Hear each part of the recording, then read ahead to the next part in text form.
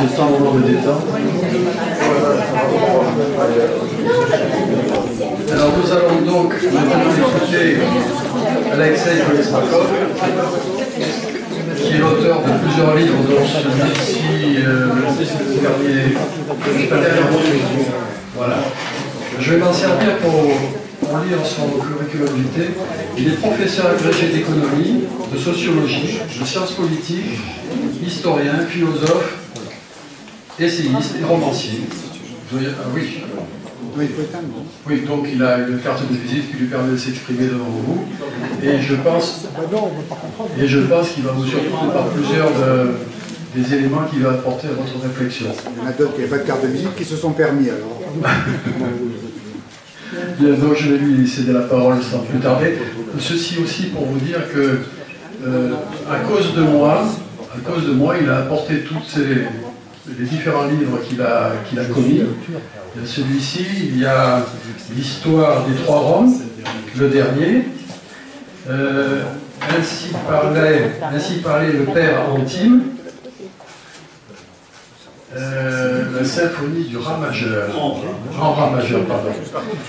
Donc, ils sont en vente, mais il s'avère que la vente, semble-t-il, est impossible dans ces locaux. Mais par contre, c'est possible sur le parking. Quoi qu'il en soit, il organise, une séance de signature est organisée à la librairie Osiris lundi. Et vous pourrez lui poser toutes les questions que vous voulez sur ces œuvres, il sera ravi de vous en faire part. Voilà, je lui cède la parole.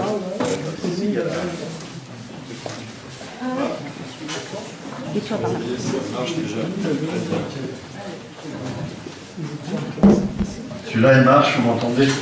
Parfait à ce moment-là. Alors, effectivement, moi, il y a autre chose qui me passionne que le docteur Sibony, mais j'ai été passionné par son exposé. Moi, ça a toujours été l'histoire qui m'a passionné. Je voulais comprendre où allait le monde, comment est-ce qu'il allait quelque part. Voilà, ça m'a... Et j'étais à la fac dans les années du marxisme triomphant. C'est la raison pour laquelle, d'ailleurs, la première... auteur auquel je me suis intéressé, c'était Marx. Non pas parce que j'étais attiré, mais au contraire déjà parce que j'étais plutôt déjà contre, ce qui m'a valu d'ailleurs le fait qu'à l'université on met un petit peu au niveau de la thèse de doctorat gentiment indiquer la sortie, quoi, parce que c'est une chose qui est très très importante de comprendre quand on parle de savoir. Que le savoir, ça c'est le sociologue qui vous parle, il est produit. Et avant de regarder qu'est-ce qu'il y a marqué dans le contenu du bouquin, il faut savoir qui a édité le livre, quel est le marché, quels sont les pouvoirs qui sont en... Voilà, ces questions-là sont de premier ordre en réalité. Surtout, moi j'ai été très sensible puisque j'ai déjà pu me faire éditer par un grand éditeur. Maintenant, je comprends parfaitement pourquoi. Évidemment, c'est très difficile de ramer à contre-courant. D'ailleurs, nous sommes ici dans un espèce de... Bon, et la salle est très belle. Néanmoins, on est un petit peu, quand même, dans un souterrain. Oui, le plan est correct. Voilà. Donc, c'est à l'image du propos que je vais avoir, c'est-à-dire qu'il y a la science qui parle, et puis celle qui est interdite de parole, en réalité. Alors, le darwinisme, lui, on l'entend, ça c'est clair, il est présenté, et tout le monde, la plupart du temps, pense que c'est un acquis de la science, mais on ne se remet pas en question. D'ailleurs, vous avez qu'à ouvrir l'Internet, il vous saute à la figure, avec tous les magazines spécialisés, vous avez qu'à aller dans les musées de l'évolution, il est là, vous n'avez qu'à regarder les rayonnages des librairies, voilà, il est triomphant, il y a même des jouets pour enfants, etc. Enfin, Par contre, qui n'est pas darwinien, ben oui, c'est vrai, il y a des sectaires un peu dérangés du cerveau, il faut dire, des gens un peu ramollis, laissés au cerveau ramolli, qu'on appelle des créationnistes, et eux, bon, ils n'ont pas d'arguments, c'est des rigolos. Enfin, voilà, ce que vous savez très bien, la chose telle qu'elle se présente aujourd'hui, c'est ça. Alors, le darwinisme, en réalité, qui est en pleine crise, seulement on ne vous le dit pas. On ne vous le dit pas pour des raisons que je vais expliquer. Alors, mon intervention se fera en 3 temps. Le darwinisme, je vais rapidement faire le... Enfin, rapidement, en faire le bilan, où est-ce qu'on en est aujourd'hui, hein, de ce qui tient la route, de ce qui ne va pas trop. Après avoir fait une petite introduction, parce que le darwinisme se présente d'une manière qui est déjà, en fait, historiquement, déjà un peu fausse. Alors, ensuite, je vais chausser mes lunettes d'économiste et de sociologue pour vous montrer justement ce que vous n'avez pas l'habitude d'entendre. Comment on peut voir Darwin, non pas du point de vue scientifique, mais dans le combat des idéologies. Et puis troisièmement, on finira avec les sciences politiques et pour voir que la place du darwinisme dans la montée vers le New Age que tout le monde sent bien venir. Donc, j'espère que ça va marcher, parce que là, la fille du docteur Sibony, la fille du docteur Sibony a gentiment mis en place l'ordinateur, mais si jamais ça se dérègle, voilà, c'est fichu. Donc, on va passer à la suite. Et voilà. Alors, une petite introduction. Donc, l'évolution se présente ça comme un acquis, je l'ai déjà dit. Et cette théorie, enfin, les darwiniens, si vous prenez l'Internet, ils vous diront tout de suite, avant Darwin, c'est très simple, hein, c'était le créationnisme, donc Dieu a créé les espèces, et puis ça ne bouge pas. C'est aussi simple que ça. Et puis, vers la fin, il y a Lamarck, qui est un peu moins timolé, qui préfigure Darwin, et enfin arrive Darwin. Alors, voilà, l'acquis, bon, finalement j'en ai déjà parlé, la plupart du temps, comme acquis du darwinisme, on nous présente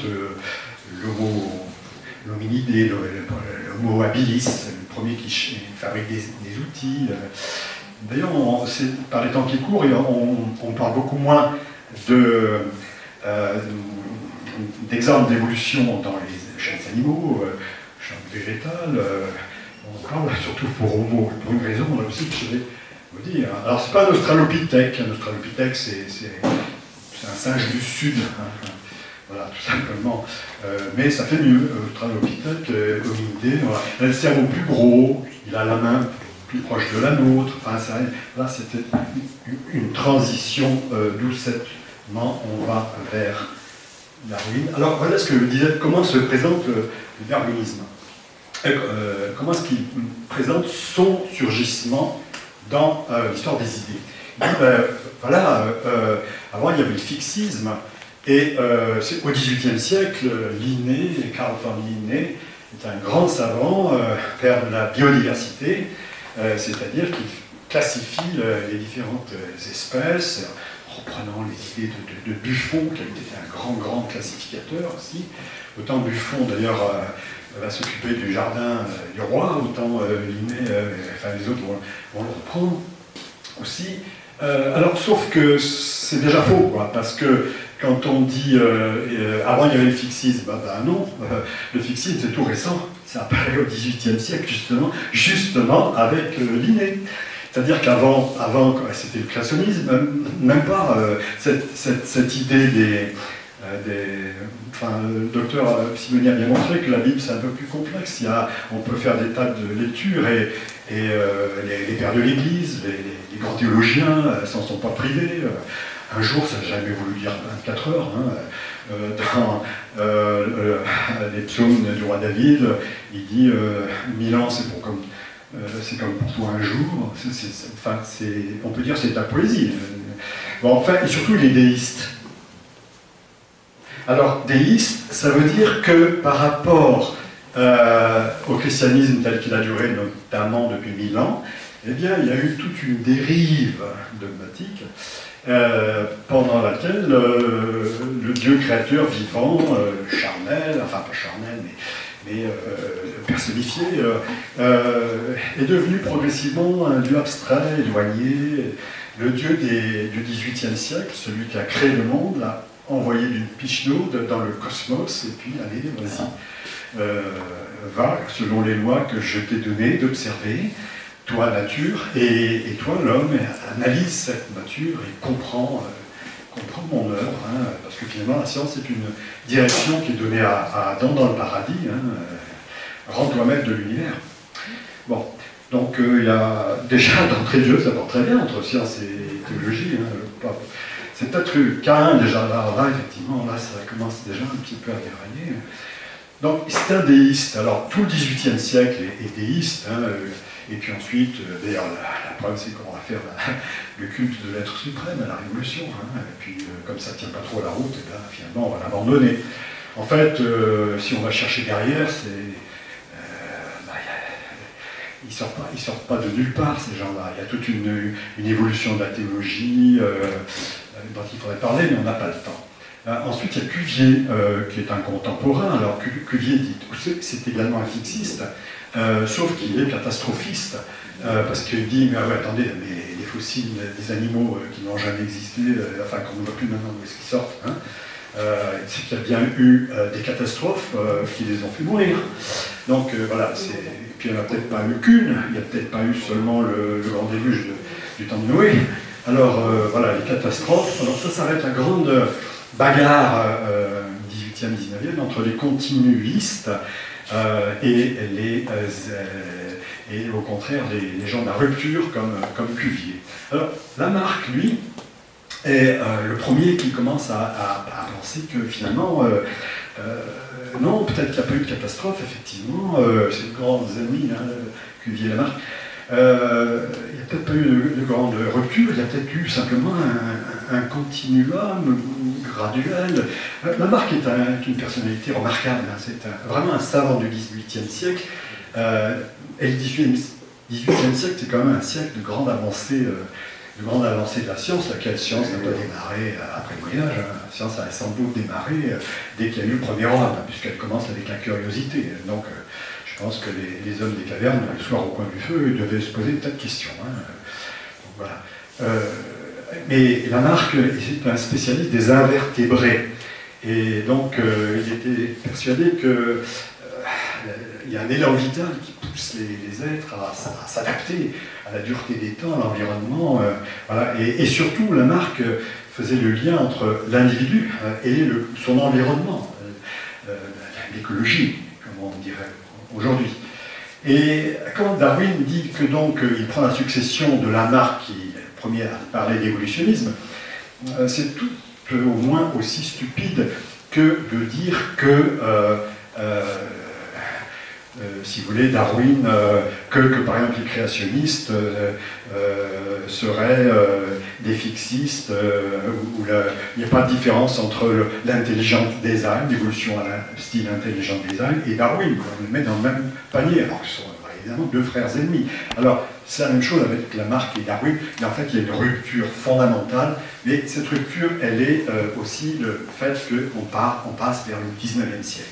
Le 19e siècle, c'est le siècle, en Angleterre surtout, de la grande révolution industrielle, qui voit l'arrivée des machines, des découvertes en matière de sidérurgie, de transport, d'énergie, un monde qui maîtrise la nature, qui commence à dominer la nature, et un monde qui est époustouflant. Donc c'est l'ère du scientisme. On pense que ça y est, l'homme a percé les secrets de l'univers, où on s'en approche et tout est possible. C'est l'ère où Jules Verne, le romancier, fait le voyage autour du monde, surtout au centre de la Terre, 20 lieues sous les mers, etc. C'est l'ère de Karl Marx, qui est un évolutionniste aussi, mais social, qui est contemporain de Darwin, qui d'ailleurs, au départ, est perdu par Darwin. Magnifique, c'est ce qu'on a toujours pensé, avant de se dire non, c'est quand même une idéologie bourgeoise, hein, tout ça, hein, il va un peu se rétracter. Mais en fait, il y a une rupture entre Darwin et le XVIIIe siècle, c'est cette rupture entre un siècle qui veut comprendre la nature, et Lamarck veut comprendre le vivant, alors que Darwin en a un petit peu que faire. Hein. Il a trouvé une façon expliquer l'origine des espèces sans s'embarrasser de la compréhension du vivant. Parce que le darwinisme, avant que la génétique s'en mêle, c'était quand même pas tout à fait ça. Alors, Darwin, oui, c'est un homme du 19e qui plonge ses racines dans le voilà dans son bureau. Hein, c'est le siècle des petites éprouvettes, c'est le siècle de Pasteur, le siècle en étant on va construire la tour Eiffel. Et le scientisme, donc, c'est celui d'Auguste Comte, le premier sociologue du début du XXe siècle, qui dit que progressivement l'humanité s'approche vers une ère de connaissances positives, objectives, débarrassée des vieilles lunes, qu'elles soient théologiques ou métaphysiques, hein, parce que, d'ailleurs, pour quantité de personnes aujourd'hui encore, aujourd'hui, maintenant, en 2019, qu'est-ce que c'est que la théologie? Eh bien, ce sont les gens, voilà, si vous utilisez les sites darwiniens sur Internet, vous aurez ça comme réponse. Hein. Quand les gens ne savaient pas, ils avaient besoin d'expliquer tout par des dieux pour avoir une compréhension et puis surtout pour se protéger. Hein. Il valait mieux se mettre les deux dans la poche que l'inverse. Donc, le siècle du 19e siècle est celui que nous dit Darwin. Il nous dit, mais attendez, le fixisme, c'est exactement l'opposé. Tout bouge sans arrêt. Même les espèces, vous croyez que les espèces existent? Mais non, elles n'existent pas. Il n'y a pas d'espèces. Il y a des individus, des animaux, des plantes, ce que vous voulez, qui connaissent certains changements d'une génération à l'autre, pour X raisons. Ces changements peuvent être neutres, sans avantage particulier, ou ils peuvent être positifs, ou ils peuvent être négatifs. S'ils sont positifs, eh bien, l'individu qui est porteur de ces changements va connaître un avantage. Par exemple, si on est dans les grands froids, dans les terres froides, si le petit naît avec plus de fourrure, il va mieux se réchauffer, il va mieux survivre, et donc sa progéniture ensuite continuera avec cette caractéristique acquise, parce que forcément ça passe par la transmission des caractères acquis. On n'appelle pas comme ça. Darwin essaie de trouver ce qu'on appelle la pangénèse, mais bon, évidemment ça nous fait rigoler aujourd'hui, mais c'est pas très grave parce que le darwinisme va être sauvé par la génétique moderne. Donc Darwin dit, voilà, d'où viennent finalement ce qu'on appelle les espèces. Les espèces n'existent pas, encore une fois. La biodiversité, ça n'existe pas. Il n'y a pas de biodiversité. C'est-à-dire qu'il y a simplement des individus qui sont en train de se transformer, d'évoluer. Hein, alors, les premiers animaux qui sont sortis de l'eau ont commencé à voir leur nageoire se transformer en pain. Ça, pas rapidement, ça a pris des millions d'années. Hein. Pourquoi ça a pris des millions d'années? Parce que ça se fait au hasard. Il n'y a justement aucune direction, aucune finalité, il n'y a pas de Dieu. Donc tout se fait au hasard, et il faut du temps, évidemment. Alors, avant, à l'époque de Buffon, on pensait que la Terre avait 6 000 ans, Buffon disait que c'est peut-être 100 000 ans, enfin il n'osait pas dire ce qu'il pensait, c'est-à-dire des millions d'années, et puis aujourd'hui on va... c'est le fameux étirement du temps aussi un petit peu. Darwin comprenait très bien qu'il avait besoin d'un temps extraordinairement long pour que son hypothèse tienne la route, et donc il a été influencé par des tas de gens, et notamment le Pasteur, enfin pas beaucoup de pasteurs, c'est curieux peut-être, mais c'est comme ça, par beaucoup de pasteurs, dont notamment Malthus, qui va lui apporter la sélection. Il faut dire que on est en pleine révolution agricole aux États-Unis, en Grande-Bretagne à cette époque-là. Le poids des carcasses de bœuf triple sur un siècle. On va croiser les races animales. On va aujourd'hui des tas d'espèces ont disparu parce qu'elles ne sont pas rentables pour un système nouveau qui accompagne ce 19e siècle. C'est le capitalisme, bien sûr. Hein, le capitalisme. Donc Darwin pense que ce que l'homme a fait, eh bien, la nature le fait aussi en réalité. Alors, Au départ, Darwin, quand il sort, Darwin il se dépêche de sortir, comme vous savez, l'origine des espèces en 59 parce qu'il est pris de vitesse par Wallace qui va raconter la même chose. Horreur, il ne faudrait pas qu'il le dise avant moi, sinon où est ma gloire? Parce que ça aussi c'est un aspect extrêmement important qui joue dans le développement des sciences. Vous savez, c'est un peu comme chez Tintin, on a affaire à des professeurs Nimbus qui veulent à tout prix annoncer la catastrophe finale du monde avant tous les autres pour en avoir la gloire. Donc, en 1859, il sort l'origine des espèces. Évidemment, c'est très très mal pris. Vous l'avez signalé qu'il a vent debout contre lui la High Church, notamment de l'Église d'Angleterre, qui est l'Église anglicane. Hein.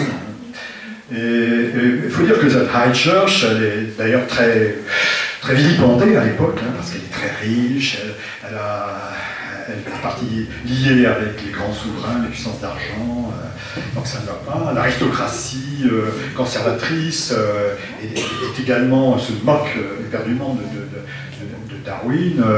Je ne me souviens plus des blagues qui sortent à ce moment-là. Vous, peut-être, vous descendez du singe, mais certainement par moi, avec mes nobles ancêtres. Nous ne descendons donc pas. Alors, mais par contre, il y aura des gens qui vont l'aider. Alors, il y a la presse, la presse qui commence à apparaître, et surtout que dans un monde qui commence à être urbanisé, où les gens lisent un peu plus que les gazettes des temps anciens, il y a la presse, il y a les intellectuels qui eux-mêmes sont scientistes, hein, enfin par là, ceux qui sont scientistes, ceux qui pensent qu'effectivement, oui, on nous racontait des sornettes avant, mais le meilleur est devant nous. Et puis, il y a surtout la bourgeoisie industrielle anglaise. Parce que la bourgeoisie industrielle anglaise, elle a vite fait de traduire « Attendez, nous avons toujours dit que nous méritons parfaitement nos revenus parce que nous avons créé des entreprises qui fonctionnent très bien. Nous avons donné à l'Angleterre 50 ans d'avance de développement économique sur le continent. Et donc, nous méritons notre place. C'est ce que vous dites, M. Darwin, finalement. Et donc, tout va très bien. Le darwinisme va ensuite très vite s'échapper d'Angleterre et être relayé en Allemagne par Hertz et Haeckel, qui est un darwiniste convaincu et qui va développer. Donc, c'est lui qui va populariser cette idée du chaînon manquant. Il faut partir à la recherche du chaînon manquant. Ben oui, parce que, comme je l'ai dit, tout se transforme chez Darwin dans le temps long. Donc, forcément que à chaque stade intermédiaire de transformation, il y a des animaux qui vont se fossiliser. Et littéralement, la Terre devrait en regorger de fossiles montrant des cas intermédiaires. Et la question, Darwin lui-même l'évoque, il dit si on n'a pas trouvé, c'est qu'on n'a pas encore assez creusé. Mais 150 ans plus tard, on a quand même pas mal creusé. Le problème, c'est qu'on n'a rien trouvé. Alors, l'épopée du darwinisme va tenir bien bon jusqu'aux années 70. Après, ça se gâte, et ça se gâte carrément, même si ça ne se voit pas. Alors, à la fin du 19e siècle, donc au bout de 10 ans, 1860, 1870, là, ça y est, tout le monde est darwinien. Tous les scientifiques se sont mis d'accord, enfin, se sont rangés derrière la haute stature de Darwin. Sauf que, voilà, problème, August Weismann réfute, qui est un darwinien plus fort, hein, marqué au passage. Weismann, c'est un darwinien. Seulement, il a des éprouvettes, des microscopes, et il va faire ce qu'on appellera plus tard la génétique. Il découvre les lois de l'hérédité. Enfin, il les redécouvre, parce que Gregor Mendel l'avait découvert depuis longtemps. Tiens, comment ça se fait qu'on n'a jamais entendu parler de celui-là? Au passage, hein, ça fait très longtemps qu'il avait dit tout ça, Gregor Mendel. Tiens, c'est bizarre. On retient. Hein. Donc, eh bien, est-ce que tout s'écroule? Non. Tout s'écroule pas. C'est simplement une bagarre, une guerre de tranchées qui commence entre darwiniens, qui campent sur leur position, et généticiens qui inventent leurs contre-arguments. Et personne ne veut céder. Alors là, ça dure jusque dans les années entre 30 et 40, où se constituent, avec les avancées de la génétique, la théorie synthétique de l'évolution avec les mutations génétiques aléatoires. Alors c'est vrai qu'il n'y a pas de transmission possible du caractère acquis, mais une mutation qui touche le génome lui-même, alors ça c'est toujours possible, et c'est ce qui va donner, c'est ce qui va faire écrire à Jacques Monod le hasard et la nécessité. Le hasard des mutations et la nécessité notamment des espèces. Quoi, hein. Donc jusqu'en 1970, en fait, ouais, moi c'est l'époque de, peut-être un peu, c'est l'époque de ma jeunesse, disons, enfin j'étais à la fac, hein, et le monde était rouge vif, hein, moi à la fac de Sciences Éco en plus, il y avait des trotskistes, il y avait des gauchistes, il y avait des maoïstes, il y avait des staliniens, il y avait toutes les variantes du rouge, quoi, hein. Le problème c'est que moi j'étais pas trop rouge déjà à la base, quoi, j'étais plutôt blanc, alors dur. Dur, mais le vert, ça n'existait pas. Le Club de Rome va être créé en 1970, mais comme on en cause tout, mais on ne sait pas encore tout ça. C'est pas médiatisé. Alors, voilà donc la belle figure de Jacques Monod, qui, au départ, d'ailleurs, prend sa carte du Parti communiste français, hein, parce qu'il est très voilà, moderniste, très impliqué dans la politique. Alors, lui, il a disparu. Il est enterré à Cannes, d'ailleurs, hein, le cimetière du Grand Jeu, je crois, pas très loin. Et Edgar Morin, qui a écrit en 1973 un titre qui m'est resté au travers de la gorge, je l'ai toujours en travers de la gorge, Le paradis perdu, la nature humaine. C'est-à-dire que voilà, puisque tout bouge, l'homme aussi, ça bouge. Et d'ailleurs, les bolcheviks ne se sont jamais cachés de vouloir créer un homme nouveau et d'en mettre les dieux fondateurs, hein, bien sûr. Alors il est toujours vivant, hein, ce Edgar Morin. Je croise parfois au détour du salon du livre, dans Sartou, mais bon, on n'ose pas l'aborder, parce que c'est une vieille personne. Ben, c'est dommage parce qu'il partage nombreuses de vos idées avec Madame d'Ambricourt, qui est non pas créationniste mais évolutionniste, oui, je sais, j'en parlais, non darwinienne, et il va dans le sens de ce que vous dites. Hein. Oui, enfin. Passez le voir. Je vous remercie du conseil. Donc voilà, Edgar Morin est la référence littéraire, j'allais dire, en sociologie, en philosophie, des étudiants de ces années 60, post-68, hein, les étudiants des années... Parce que le marxisme va débouler. Moi je suis d'origine russe, le marxisme a détruit la Russie en 1880. Les idées de Karl Marx commencent à pénétrer d'abord en Russie, elles vont détruire la Russie, et ensuite elles pénètrent progressivement en Europe, mais très tardivement finalement, dans les années, voilà, au tournant des années 68, 70, ce qui fait que moi, quand j'arrive à la fac, évidemment, on a un tsunami marxiste. Tout ça va durer jusqu'en 74. Après, moi, ça m'intéresse comment les idéologies naissent, et puis font leur œuvre, et puis disparaissent, oui, mais ils disparaissent jamais. Marx n'est pas mort, hein, il va ressusciter à de très nombreuses reprises. Alors, attendez, est-ce que j'ai... Oui, donc au moment même où le darwinisme est triomphant, c'est là que, en réalité, il est en train de mourir, sans que ça soit très très visible. Mais, vous voyez, tous ces gens-là, Monod, c'est des généticiens, donc on a un peu oublié ce terreau de Darwin qui est la paléontologie, les fossiles, les roches, le terrain, quoi, hein, le terrain, pas les éprouvettes.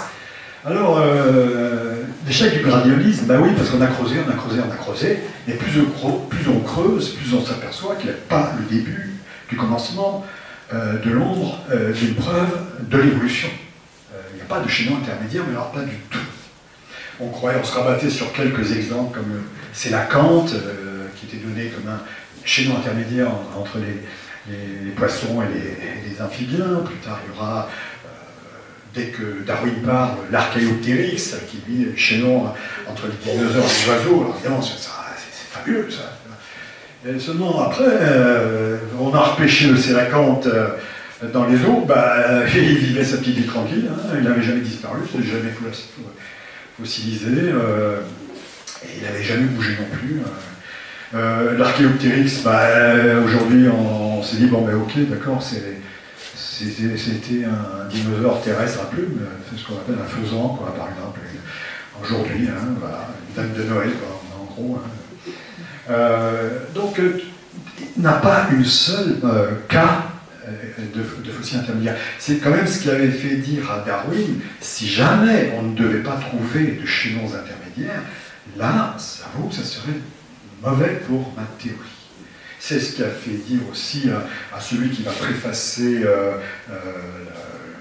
l'origine des espèces pour la seconde édition, pour la réédition des 100 ans après, qui est un scientifique qui dit je ne suis pas convaincu que M. Darwin ait véritablement prouvé ses thèses, et je pense qu'en science, un scientifique qui ne prouve pas ses thèses et qui affirme qu'elles sont justes, c'est quelque chose de malhonnête, c'est un peu déplaisant. Voilà. C'est peu de le dire, Mais donc le premier pilier du darwinisme s'écroule complètement. Et le deuxième pilier, ben, les mutations génétiques, ça s'écroulé aussi, parce qu'effectivement, c'est pas qu'elles n'existent pas. Oh si, elles existent. Il y a eu des essais en laboratoire, notamment sur la mouche du vinaigre, sur les bactéries, parce que ça se reproduit à une allure telle qu'en une semaine, on voit défiler des générations et des générations. Seulement, voilà, on a la preuve qu'il peut y avoir une dérive génétique qui va vers des variétés nouvelles. Hein. Le maïs, à l'origine du temps des Homo sapiens, il a de lui-même, quand même, comme ça, donné naissance à d'autres variétés de maïs. Et chaque fois il n'y a pas longtemps, je suis tombé sur quelque chose d'adorable, une étudiante de sciences naturelles, à qui le professeur avait demandé de faire un exposé sur la spéciation, c'est-à-dire l'apparition d'espèces nouvelles. Quoi. Et alors, vous n'auriez pas un bel exemple de spéciation à mettre sous la dent, parce que, oh, tu penses qu'il manque, on lui répond, t'as qu'à voir les souris de Madère, t'as qu'à voir les drosophiles des îles Hawaï, t'as qu'à voir le lézard de telle île. Alors, c'est-à-dire, les exemples qu'ils ont à montrer, c'est des mouches qui sont transformées en mouches, du maïs qui s'est transformé en maïs, des souris qui sont transformées en souris, des goélands qui étaient blancs qui sont devenus argentés. Bon, et c'est pas tout à fait ça que Darwin avait en vue. Lui disait carrément que un poisson va devenir une vache va devenir un oiseau, etc. Ça, le darwinisme. Il ne faut pas se raconter d'histoire. Et c'est ce que l'on avait voulu croire. Et c'est la difficulté de le croire aujourd'hui, puisqu'il n'y a pas de chaînon intermédiaire et pas d'avantage de mutation positive. Toutes les mutations, la plupart du temps, sont régressives. C'est pour ça que je vais montrer cette image de ce petit chinois malheureux qui est né avec 3 vertèbres de plus dans les cervicales. Alors, d'un point de vue darwinien, super joueur de basket futur, ça, hein, une race imbattable. Ben non, il n'est pas viable, il a des maux de tête sans arrêt, parce que l'homme, il n'est pas fait pour avoir 3 vertèbres de plus. Quoi. Et du coup, la fameuse, vous savez, autant Lamarck pensait que la girafe se démanchait le cou pour attraper des feuilles, autant Darwin disait, mais non, c'est pas comme ça que ça se passe, il y a une mutation, une vertèbre de plus. Ben non, justement, il n'y a pas de vertèbre de plus. Mais encore, si vous regardez sur Internet, vous verrez, les darwiniens sont ingéniés à inventer des variétés de pré-girafes qui, je ne me souviens plus le nom qu'ils ont donné, mais tout ça, c'est du blabla, c'est de la littérature. Quoi. Dans les faits matériels, objectifs, il n'y a rien, tout simplement, il n'y a rien. Alors, c'est ça qui m'intéresse, parce que moi, je suis professeur de sociologie, et donc, le blabla, ça m'intéresse, parce que le blabla, c'est une idéologie, et les idéologies, tout simplement, elles meuvent le monde. Ah, voilà, c'est ça qui m'intéresse. Alors, je vais vous en parler, évidemment. Alors, non sans vous avoir dit au passage que quand même, parmi les scientifiques, et parmi les darwiniens, qui plus est, certains acceptent de reconnaître les faits, ont l'humilité incroyable de reconnaître les faits. Alors l'un, c'est Stephen Jay Gould, qui est un marxiste au au hasard, et qui va pondre les équilibres ponctués. Alors, effectivement, comme disait le docteur Denis, c'est Denis, comment ça s'appelle Denis en fait, il y a eu une explosion cambrienne de la vie dans les océans, et puis brutalement ont surgi des organismes. Alors, Gould dit, oui c'est vrai, c'est comme ça que ça s'est passé. Et c'est d'ailleurs pour ça que on n'a pas de fossiles intermédiaires, parce que ça s'est passé trop vite. Alors, reste plus qu'à l'expliquer maintenant. Je dirais, ok, d'accord, je veux bien, bon courage, M. Gould, allez-y. Pour l'instant, on n'est pas vraiment arrivé à expliquer, parce que les mutations, ça fait balgurette que Ovid y avait pensé déjà dans l'Antiquité. Hein. Bon, alors ça c'est... Entre-temps, Jean Rostand avait dit l'évolution c'est un conte pour les grandes personnes, un conte pour les adultes. Comme il y a des petits contes avec lesquels on endort les enfants, bah, il y a des contes pour adultes avec lesquels on endort les adultes aussi. Et alors celui-là est plus connu encore, parce qu'il est très mal reçu hein, dans son milieu, parce que c'est du créationnisme ton truc, ça ne va pas comme ça brutalement. Non, mais je suis darwinien, c'est purement la matière qui produit ça, il n'y a pas, c'est aveugle, c'est un mécanisme aveugle, sans finalité, etc. Je suis totalement de votre côté. Bon, alors finalement, vous savez, c'est comme dans les pagodes hindous, on l'a ramené, on fait un dieu de plus, ça enrichit la pagode finalement. Hein, voilà. Donc Jay Gould et les équilibres ponctués, il est maintenant parmi les néo-darwiniens, si on peut dire. Dawkins, Richard Dawkins, alors celui-là c'est un peu spécial hein, ce qu'il raconte. Lui, il sort le gène égoïste en 1976, et le gène égoïste, alors il commence son bouquin en disant plus personne ne met en cause la théorie de l'évolution aujourd'hui, pas plus que personne ne met en cause le fait que la Terre tourne autour du Soleil, bien sûr. Sauf qu'il n'est jamais sorti de son laboratoire, ce Bob Dawkins, parce que justement, il dit ça au moment où la théorie de Darwin se casse la figure. Alors, il faut dire qu'il dit qu'il est darwinien, mais il n'est pas en réalité, c'est toujours pareil. Il part du gène, et il en fait son nouveau Dieu. Il y a toute une mystique de l'ADN chez Dawkins.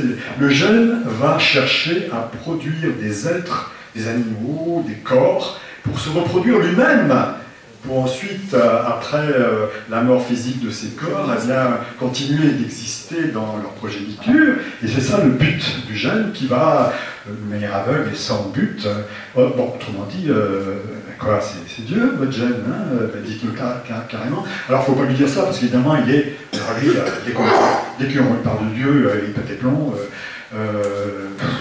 Il a écrit un bouquin qui s'est vendu à des millions d'exemplaires.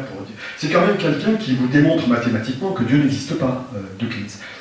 C'est quelqu'un qui a un bus et qui circule dans Londres et qui fait des séances comme ça, dans la rue, pour rameuter du ramdam, quoi, pour dire aux gens, vous savez que Dieu n'existe pas, hein, et il veut traîner le pape en accusation, hein, voilà. Je pense que son cas, maintenant, relève plutôt de la psychiatrie qu'autre chose. Mais ce qui m'intéresse, c'est qu'il est apparemment pris au sérieux, puisqu'il est docteur honoris causa de tas d'universités. On le montre partout. C'est quelqu'un qui fait autorité. Bon, il y a des gens qui sont très impressionnables. Mais ça n'a jamais été mon cas. Alors aujourd'hui, on arrive carrément à la crise ouverte du darwinisme. Aujourd'hui, ça y est, dans les années passées des années 70, maintenant les années 80, le premier qui ouvre le bal, c'est Michael Danton, avec son bouquin L'évolution, une théorie en crise. C'est lui qui dit, attendez, et vos fossiles, il n'y en a pas un seul. Où ils sont vos schémas intermédiaires? Il n'y en a pas un seul. Puis après, il y a Schützenberger, 96. Ça, c'est des gens qui ont les pires difficultés à se faire connaître, à ne faire connaître qu'un article durant leur vie entière. Hein. C'est le cas de Marcel Paul Schützenberger, qui est un mathématicien hors pair, qui massacre littéralement le modèle d'évolution, d'accumulation de Darwin, de petites accumulations, comment il appelle ça, ça va me revenir. Enfin, Darwin balance le hasard sans le balancer. Il vous dit, vous croyez que c'est long de produire un œil? Mais pas du tout, regardez regardez, moi j'ai un modèle sur ordinateur, on suppose une mutation par génération, et voilà, en quelques milliers d'années, j'ai un œil à partir de rien. Enfin, disons qu'au hasard, une première cellule photoélectrique et photosensible est apparue, et puis ensuite il y a des accumulations de... parce que la sélection naturelle continue à œuvrer, et donc la nature fabrique... Alors il vend cette soupe à des étudiants en Amérique, et ça marche très fort, mais bon, c'est un gars qui fait une carrière à la Da Vinci Code, comme Dan Brown qui vous dit que le Christ avait des enfants avec Marie-Madeleine, etc. Alors ça, c'est intéressant. Ça fait vendre des millions de bouquins. Ça ne veut pas dire que c'est très intéressant, ni que c'est très sérieux. Ça veut simplement dire que ça marche, quoi. Et moi, ça m'intéresse, voilà, parce que moi, je suis un économiste. Alors, Anne d'Ambricourt, dont vous parliez, Anne d'Ambricourt, c'est intéressant, parce que quand même, Anne d'Ambricourt, elle se présente d'ailleurs comme, sous le parapluie des équilibres ponctuels, pour ne pas en prendre trop sur la tête du critique, et elle dit, moi j'ai Inside Story à vous présenter, c'est-à-dire qu'il y a un mythos qui est responsable du redressement de l'hominidé, responsable du grossissement du cerveau, etc., tout ça à la fois. Et alors, son film va passer sur Arte. C'est déjà un miracle que son film soit passé sur Arte. Mais quand même, les directeurs de programmation n'ont pas été jusqu'à l'inviter sur le plateau. Ils ont invité deux personnes, c'était Gouillon, Pierre-Yves Gouillon et Morange, deux darwiniens pur jus, qui ont dit ah ben ça c'est de la science-fiction, hein, nous, c'est du n'importe quoi. Enfin, c'est CNRS quand même au passage, hein, mais c'est n'importe quoi, c'est du n'importe quoi. Alors, des gens qui acceptent de dire du film d'un collègue que c'est n'importe quoi, alors que ce collègue n'est pas là pour avoir le droit de se défendre, c'est pas très honorable, hein. Ça me fait penser à ce que disait le préfacier de la deuxième édition de Darwin. Et ça me fait penser aussi le mot qu'on a prêté à Voltaire, qui peut-être jamais écrit, mais enfin, c'était dans son esprit de toute façon. Monsieur, je ne suis pas d'accord avec vous, mais je me battrai toute la vie pour que vous puissiez le dire, ce que vous avez à dire, qui est contre moi. C'est le discours des honnêtes hommes qui écoutent les arguments des uns et des autres, qui acceptent le débat. Alors Didier Raoult, c'est Marseille, hein. C'est Marseille, découvreur des virus géants, c'est une sommité scientifique. Et ce gars-là dit non, ça ne va pas penser qu'on est tous nés comme ça d'un arbre unique, ça ne tient pas la route. Aujourd'hui, la vie n'aurait pas pu se répandre sinon. Et donc, il dit dépasser Darwin. Alors pourquoi est-ce qu'on n'en parle jamais?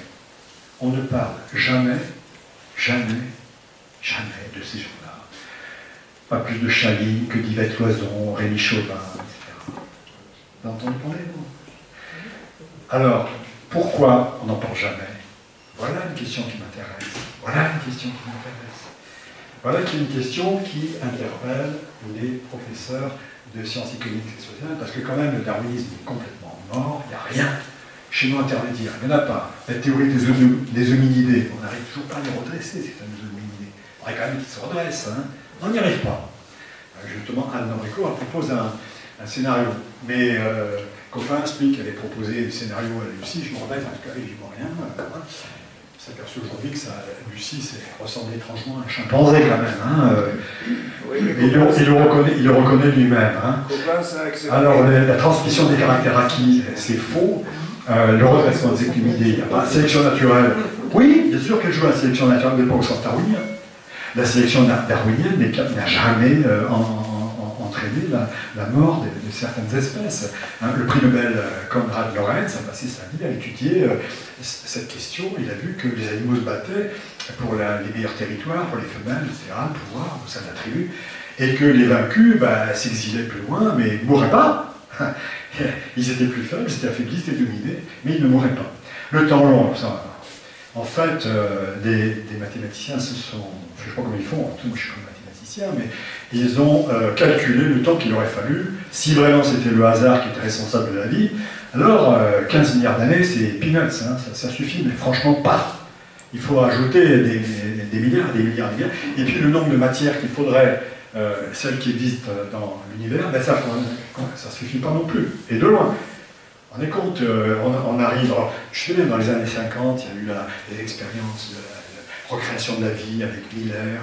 Alors, tout le monde s'est emballé, c'était la période marxiste triomphante, encore une fois. Depuis, c'est retombé, parce qu'on s'aperçoit bien que ça va pas plus loin que ça, que les premiers acides aminés, ensuite la vie, comment on l'expliquer Darwin, Dawkins lui dit, écoutez, il faut bien que le réplicateur, c'est-à-dire ces machines à copier les gènes, agissent et fabriquent la vie, sinon il n'y en aurait pas ici. Autrement dit, ma théorie étant la seule bonne, forcément elle est justifiée par les faits, parce que dans les faits nous existons. Bon, en fait, c'est pas très sérieux, évidemment. L'évolution graduelle est d'abandonner. Enfin, Darwin est mort. Et pourquoi il n'est pas mort dans les écrans? Parce que dans les écrans, sur les écrans, pardon, alors là, il resplendit. Pendant ce temps, à la télévision, oui, c'est pas vieux, hein, l'Odyssée de l'espace, 2003, avec Coppens en conseiller scientifique, s'il vous plaît. Et oui, c'est l'histoire de Lucie. Hein. L'Odyssée de l'espace, qui reprend un peu le clin d'œil à l'Odyssée de l'espace. 9 millions de téléspectateurs, super intéressés. Comme dit le sociologue Bourdieu, il y a une grande bonne volonté culturelle chez les gens qui veulent apprendre. Arte, chaîne sérieuse, hein, quand même, enfin incroyable.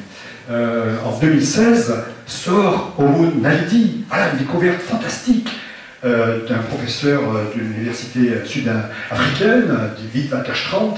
On a découvert ce fameux chaînon manquant entre le singe et l'homme. Parce que la preuve, c'est qu'il enterrait ces défunts. Oui, ils enterraient, puisqu'ils étaient tombés dans une faille, quoi. Hein. Donc, même Coppens a dit, attendez, ce gars-là, il a un peu dérangé du cerveau, c'est pas très sérieux. En fait, on avait dit, c'est jamais qu'un australopithèque de plus. Hein.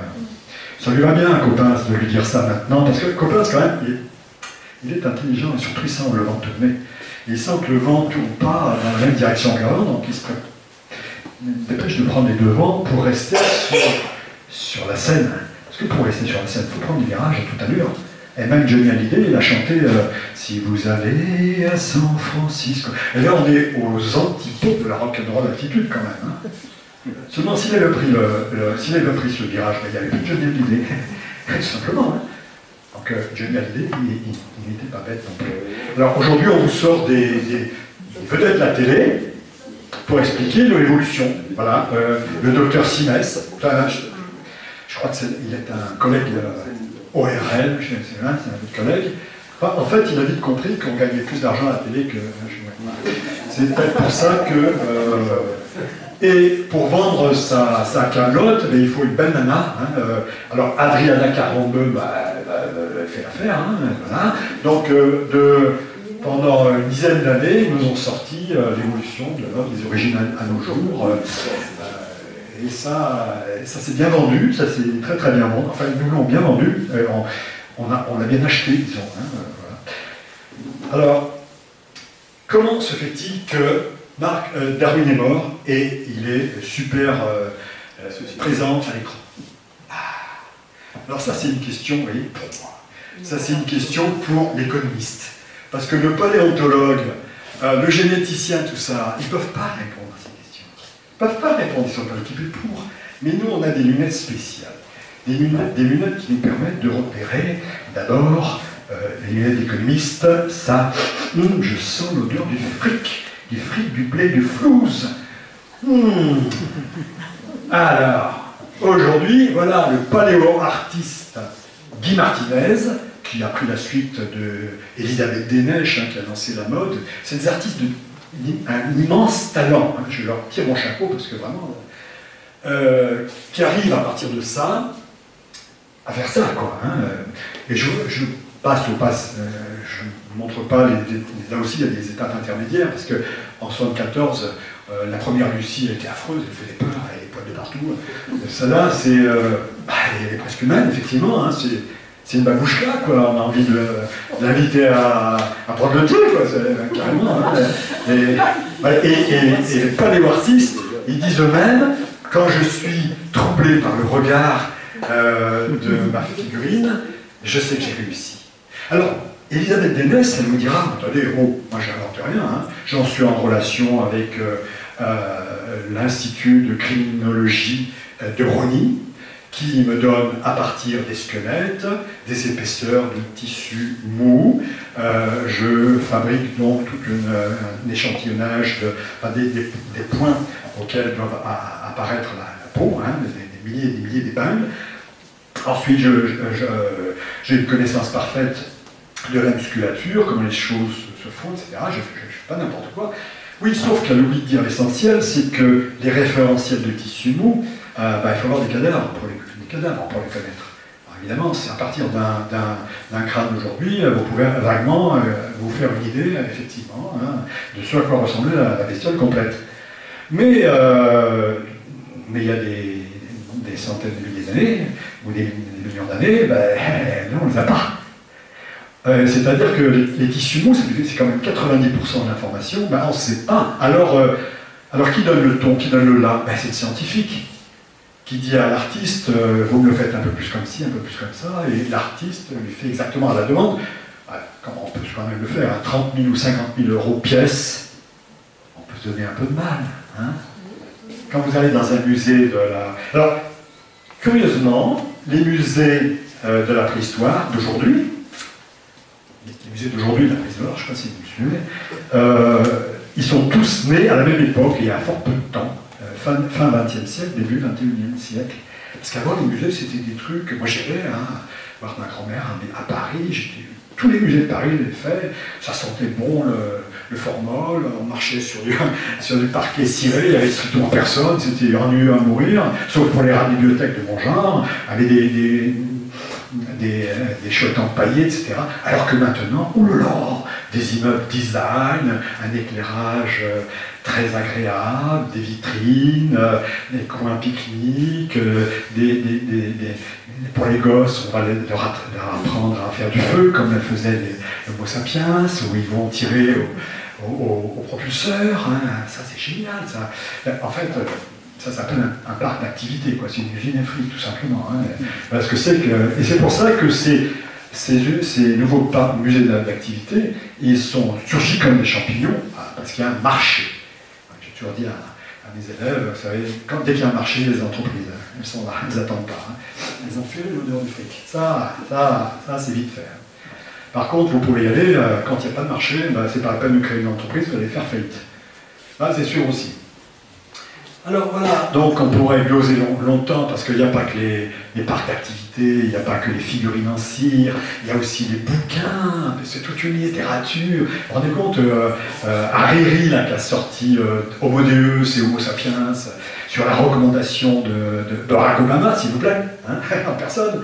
Si Barack Obama n'avait pas dit c'est génial ce bouquin, il en aurait vendu beaucoup moins, quoi, hein, c'est sûr.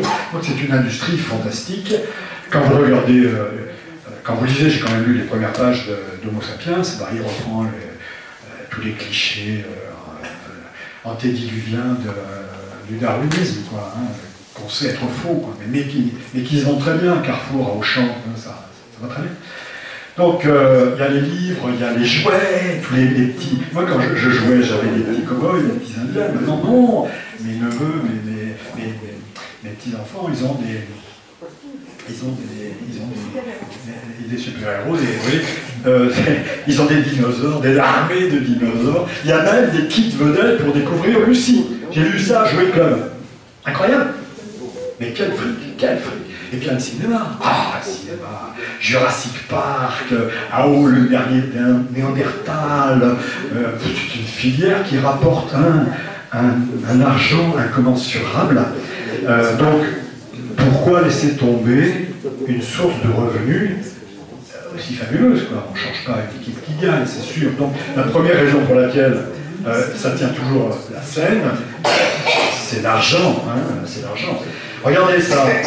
Si on fait la demande, à la demande de la note qui évolue, le musée de Préhistorama du Gard vous sort Bobonne hominidé, hein, j'entends, hein, c'est pas Homo sapiens, hein, avec son Jojo, et elle est quasiment attirante, quoi. Hein, c'est fou, hein. En tout cas, on s'ennuie pas à regarder, hein, on s'ennuie pas à regarder. Vous avez mieux, pour ceux qui ont la fibre politique, voilà le musée de Metz. Bah oui, Adam et Ève, version Darwin. Bah non, moi peut-être que moi je préférais Botticelli, il m'aimait ça en Vénus. Ok, mais bon, les temps ont changé. Hein. Non, ce qui est grave, c'est que vos petits-enfants, vos petits-enfants, vos petits-petits-enfants, ils vont apprendre, ils apprennent déjà en primaire, au primaire. Alors voilà une mine d'or pour le cinéma, évidemment, là, il y a de quoi faire. Et le cinéma, puis les jeux vidéo, hein, ça fait partie du nouveau marché du New Age du futur, ça. Hein. Ça, c'est des pompes à fric fabuleuses, quoi. Alors, ensuite, il ne faut pas oublier, alors là, je quitte mes lunettes de sociologue, c'est fini, il n'y a plus de marché, il n'y a plus de business, il n'y a plus de fric. Je quitte mes lunettes d'économiste, je voulais dire, et là, il n'y a plus de marché, il n'y a plus de business, il n'y a plus de fric, et j'enfile mes lunettes de sociologue. Et alors là, il y a la comédie humaine, il y a le jeu de pouvoir, le statut social, il y a tout à fait autre chose. Et il y a le fait, par exemple, si on prend, pour illustrer ce que je veux dire, le cas Yves Coppens, très jeune, il devient attaché de recherche à 22 ans. Je pense que moi j'ai fait des pieds et des mains pour arriver au CNRS, mais disons que je pensais à peu près l'inverse de ce qu'il racontait. Donc effectivement, moi j'ai jamais pu rentrer au CNRS comme économiste, hein, bien sûr. Hein, parce qu'en économie, on a la même chose. Hein, parce que ce qu'il faut comprendre, c'est que la science, c'est quoi? La science, elle se fabrique à l'université. Et l'université, c'est quoi? C'est des gens qui se bagarrent pour avoir un poste de prof. Parce qu'un poste de prof, ça donne beaucoup d'argent, ça donne beaucoup de pouvoir, ça donne beaucoup de prestige, ça donne l'assurance d'être édité, de participer à des colloques, c'est fabuleux, fabuleux, tout le monde s'entre-déchire. Il y a un romancier anglais, David Lodge, qui a écrit Un si petit monde, pour exprimer ce que le vieil économiste John Robinson disait depuis longtemps, c'est-à-dire, voilà comment ça marche à l'université, le jeune étudiant tout feu tout flamme, lui, il cherche la vérité, bon, il ne voit pas qu'on lui présente un peu des couillonnettes quand même, parmi un océan de choses plus intéressantes, bien sûr. Et puis quand il s'est aperçu que ça ne tenait pas trop la route, ben mon Dieu, il a déjà 40 ans, il est déjà lui-même installé dans la vie, il a envie de faire la photo, la montagne, tout ça. Il est usé que ce que voulait par la bagarre pour faire son tronc, puis il n'y croit plus.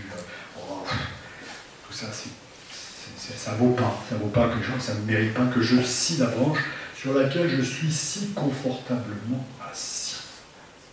Alors il y en a quand même une dont j'ai cité le nom et j'ai dédié mon prochain bouquin. C'est Yvette de Loison. Yvette de Loison, La préhistoire du piéton, 2003. Yvette de Loison dit, attendez, le singe qui descend d'arbre pour se mettre à marcher, là, c'est juste impossible. Parce que le pied du singe, qui est un pied préhensile, en fait il a 4 mains le singe, il n'a pas de pied, il est tellement spécialisé dans la marche arboricole, dans les arbres, qu'il ne peut pas évoluer. Et au départ, elle dit, moi je ne croyais pas, hein. C'est quand j'ai commencé à creuser la question que je me suis aperçu que non, c'est comme ça. Alors c'est une des rares personnes scientifiques qui acceptent de faire passer d'abord la vérité et ensuite sa carrière, voire au détriment de sa carrière. Parce que les scientifiques qui acceptent ça, ben, franchement, il n'y en a pas beaucoup. Ils se comptent. Parce que tout le monde préfère les honneurs, le fric, hein, c'est clair. Et du coup, ça jette une lumière crue aussi sur tout ce qu'on vous dit, les datations, parce que sur le terrain, il faut voir comment ça se passe. Quand les chercheurs sont là, découvrent des humilités, il y a les instituts de recherche qui ont financé, il faut trouver, sinon le fric il va se tarir. Après, il faut trouver un collègue, parce que lui, si on hésite, il va sortir, ce qui va avancer sa carrière à lui. Donc, on dit, nous, on n'est plus là. Et puis il y a les journalistes qui vous disent, alors, il faut leur lâcher quelque chose, parce que c'est grâce aux journalistes que vous existez, que vous passez à la télé, sinon. c'est un foutu, quoi. Donc, on se dépêche de dire des à peu près. Qui vous dira que le potassium-argon, ça vous a daté des événements qui sont passés en 1980, en plus 1980, c'est-à-dire hier, à 2,5 millions années avant Jésus-Christ, potassium-argon. En fait, on s'aperçoit que toutes les datations potassium-argon qui sont gênantes, ben on n'en parle pas. Les géochronologiciens, ça existe. C'est vertueux de le dire, attendez, c'est pas si simple, c'est pas ce que vous croyez, mais les paléontologues, ils entendent seulement ce qui les intéresse, eux. Voilà. Alors, c'est beaucoup plus compliqué que ce qu'on croit, la science. Hein. Mais la carrière est aisée pour ceux qui se trouvent dans les vents idéologiques favorables. En fait, tout le monde croit que, vu que c'est un professeur au Collège de France, qu'il est docteur honoris causa à toutes les universités du monde, ce qu'il nous dit, c'est parole d'évangile. Non, c'est pas comme ça que ça marche. C'est parce qu'au départ, il était déjà darwinien, qu'il a pu pénétrer dans l'université, et qu'ensuite, comme il était assez intelligent, il a pu faire carrière, et générer sa carrière, jusqu'à en arriver aujourd'hui à... Mais contrairement à Yvette de Loison, il ne va pas vous le dire franco, oui, je me suis planté, tout ce que je dis, c'était des bêtises. Ah ben non, ça il ne va pas vous le dire. Ah, il le dit à demi-mot. Ah oui, à un moment donné, il dit Lucie, c'était pas vraiment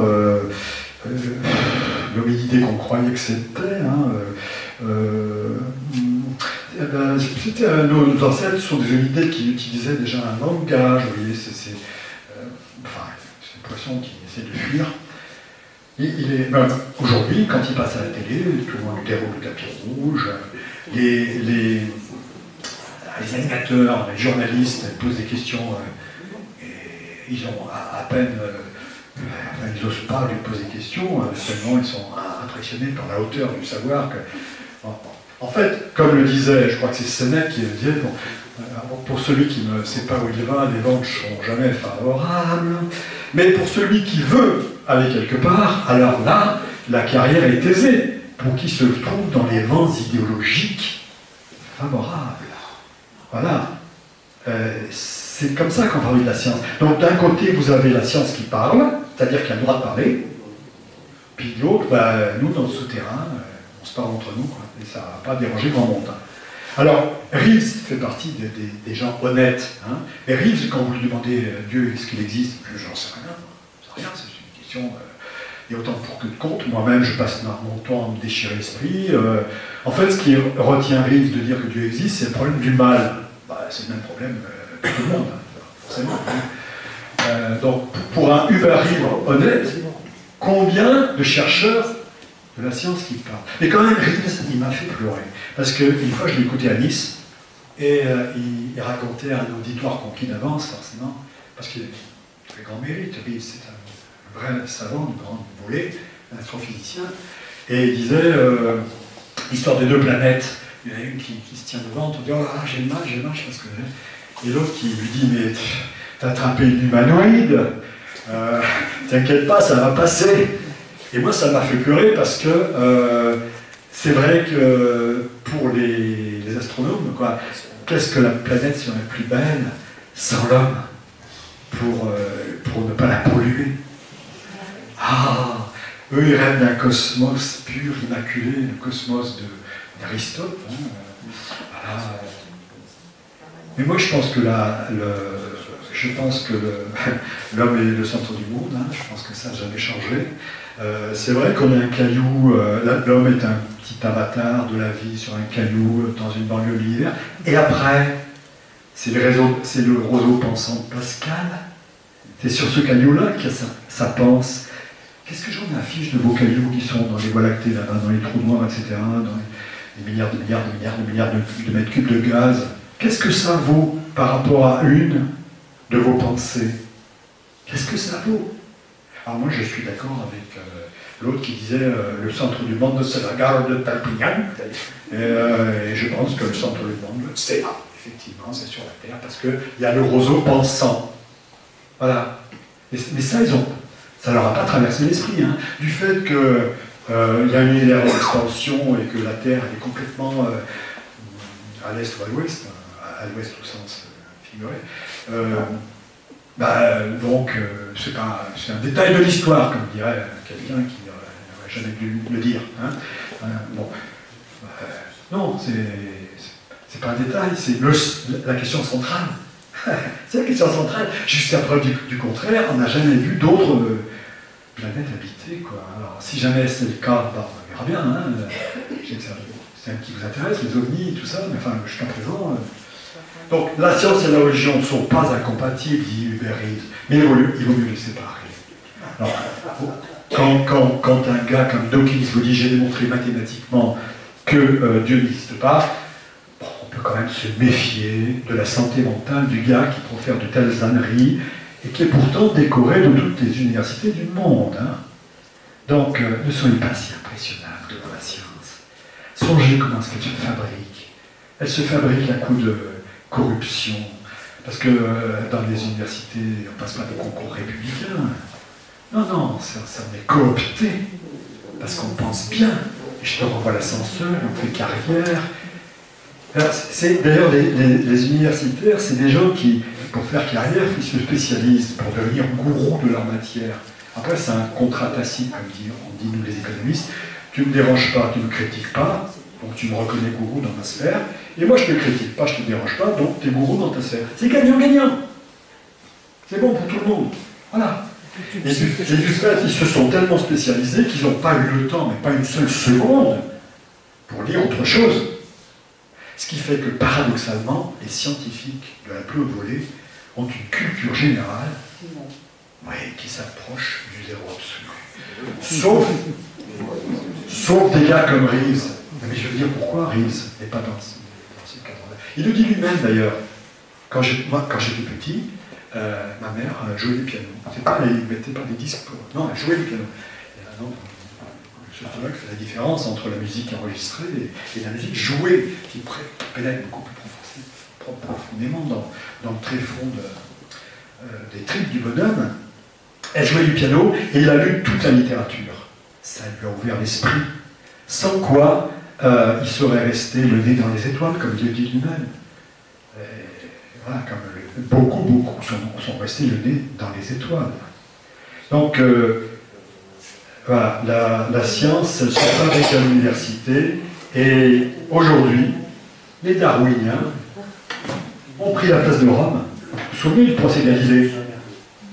Ah oui, Galilée a dit, mais c'est la Terre qui tourne autour du Soleil, c'est pas l'inverse. Et alors, tout le monde pense que Rome, puissance obscurantiste, la clou et le bec, parce que le pape l'a voulu. Bon. Et, sauf que Urbain VIII, le pape, c'était l'ancien cardinal Barberini, qui était un homme extrêmement ouvert, qui était ouvert aux avancées intellectuelles de l'époque. D'ailleurs, les scientifiques, et l'Église, ça fait qu'un, en gros. Hein, les scientifiques, c'est l'Église. Hein, les jésuites, ceux qui vont accoucher du calcul différentiel. Les gens de l'Église ont toujours été une population de scientifiques dans les abbayes. Les seules personnes qui savaient un peu quelque chose, c'était justement les religieux. Ça me fait marrer parce qu'on dit toujours les religieux ne sont pas rationnels. Où est-ce qu'ils sont les faits? Sur quels arguments vous appuyez pour dire ça? Ils sont hyper rationnels, les religieux. Mais ils ne mélangent pas la religion. Alors, Urbain VIII, il disait à Galilée qui était colérique, orgueilleux au possible, qui voulait pas en démordre, il disait, écoute, tu dis que c'est une hypothèse, ton truc, et que c'est pas la vérité. À ce moment-là, il t'arrivera à rien. Non, c'est pas une hypothèse, la vérité, c'est la vérité. Le problème, c'est que Galilée n'avait pas de preuves. Il faudra 2 siècles de développement de la science pour montrer qu'il avait raison. Donc Galilée disait sans preuve, avançait sans preuve une certitude. Donc le pape disait, mais attendez, la foi c'est du domaine de l'Église, donc vous ne pouvez pas dire ça, donc je suis obligé de vous mettre à l'index, etc.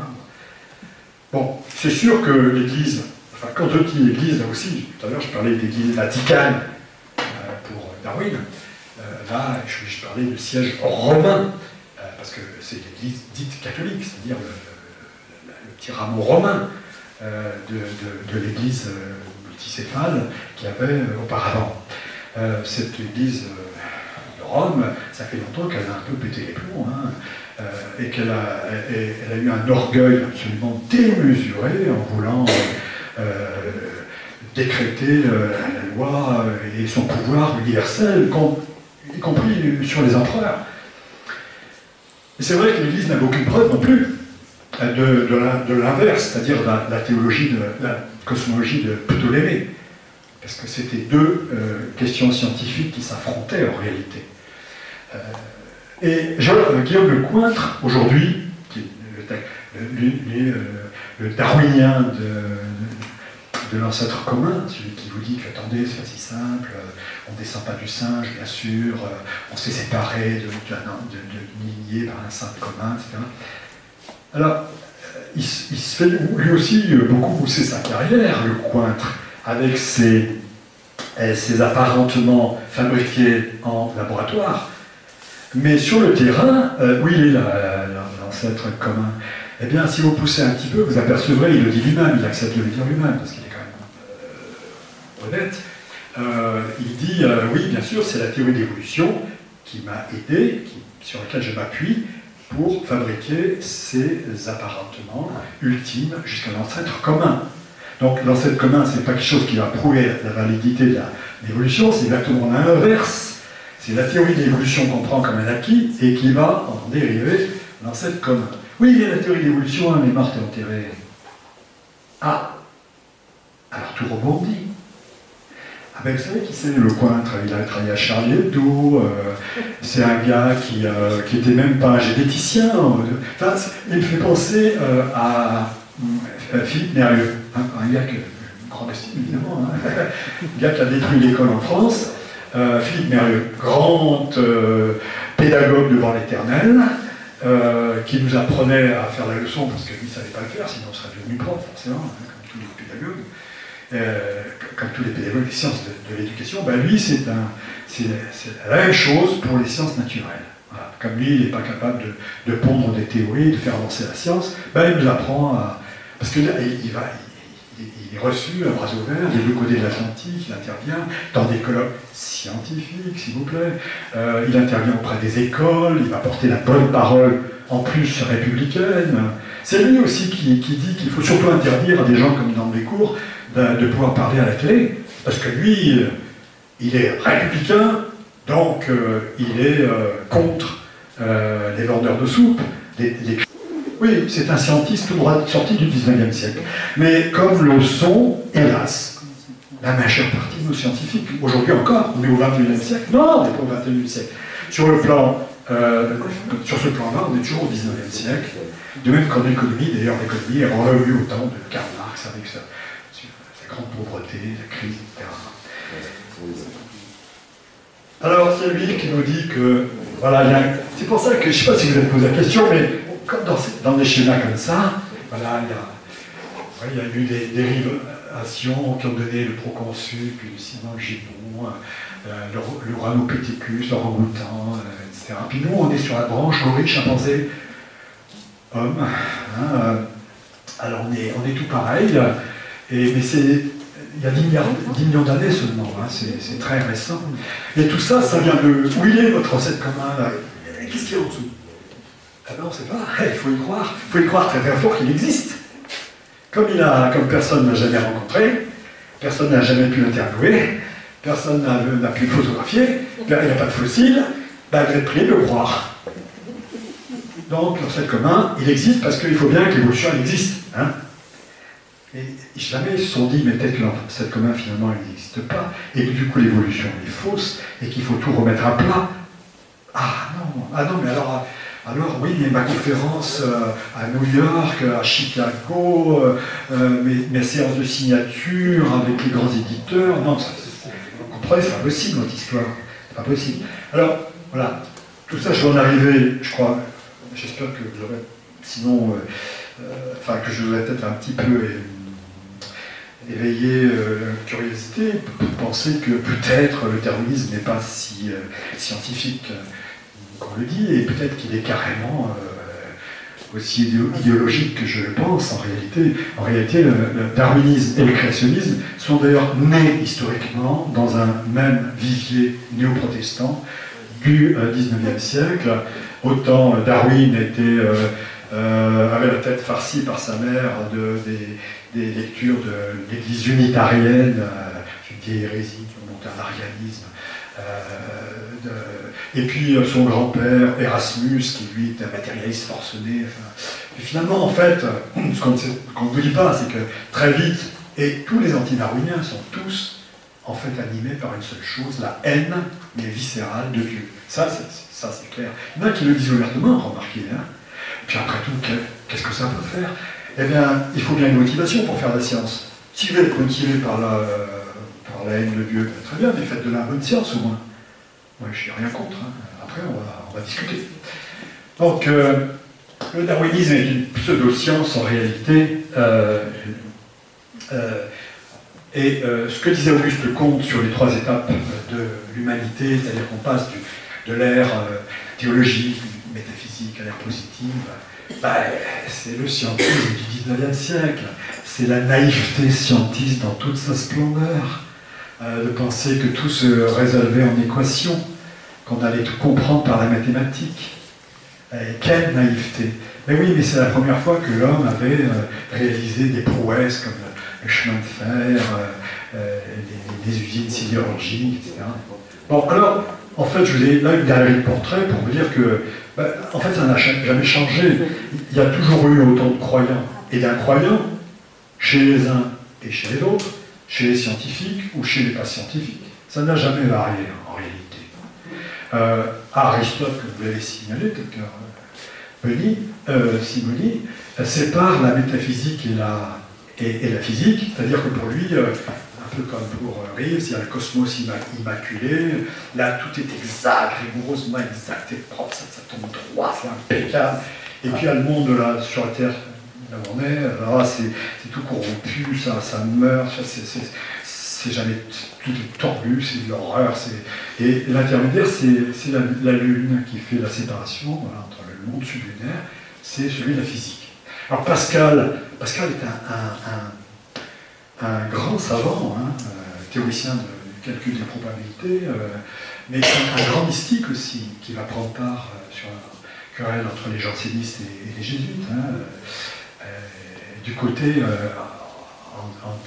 antipapiste, quoi, hein, si on peut dire, pour aller vite. Donc, Newton, c'est un très grand scientifique, il est un très grand savant. Il est même, si vous lisez sa vie, Newton est d'abord, il fait la science parce qu'il est croyant, justement.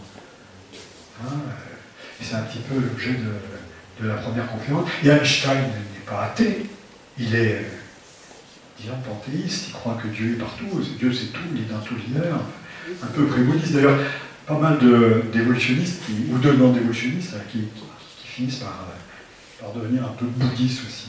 Enfin, c'est le rapport de la science à la religion qui change tout. Parce que quand vous avez une religion d'État, forcément, le Christ, pourquoi est-ce qu'il a été crucifié? Parce qu'il est crucifié parce que il s'abaissait pas devant les idoles. S'il avait dit que ce qu'on voulait lui faire longtemps, il serait pas mort, crucifié. Et seulement voilà. Le monothéisme est arrivé dans un monde antique qui était peuplé de diverses divinités. La seule chose qui était interdite dans l'Antiquité, c'était d'être un croyant. Vous pouvez croire à tout ce que vous voulez, mais être un croyant, alors là, non, ça n'a plus. Bon, à l'époque de Pascal, on est vraiment dans aller loin dans cette dérive d'une religion qui va vers le déisme, justement. Newton était contemporain de ce déisme, et Einstein se pose des questions et émet des hypothèses absolument géniales qui nous ont ravis, puisque vous nous avez apporté celle des 6 jours et les égale 15 milliards d'années. Voilà, science et idéologie sont toujours liées aux luttes politiques.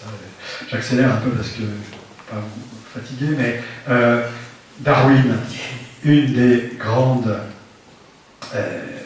raisons pour lesquelles il a si facilement fait carrière, c'est parce qu'il a été soutenu politiquement par la bourgeoisie industrielle anglaise, qui était la force politique montante, alors que l'Église était sur le déclin et que l'aristocratie foncière traditionnelle aussi était sur le déclin. Alors il a eu le droit d'être enterré à Westminster Abbey, ce qui était impensable, aux côtés de Newton d'ailleurs, ce qui est impensable. Alors que Marx il avait choisi le mauvais cheval, il avait dit vive les prolos. Ils n'ont pas de sous les prolos. Marx ne fera jamais carrière, quoi. Il est mort dans la misère. Voilà, donc avec César, hein, je crois en tes dieux.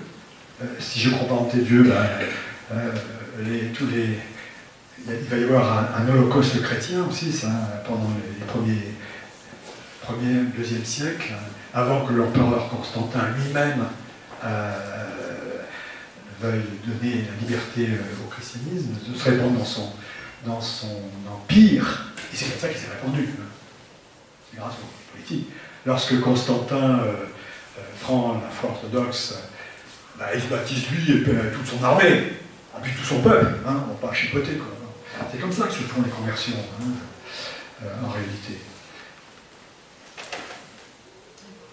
Alors, intelligent design versus darwinisme.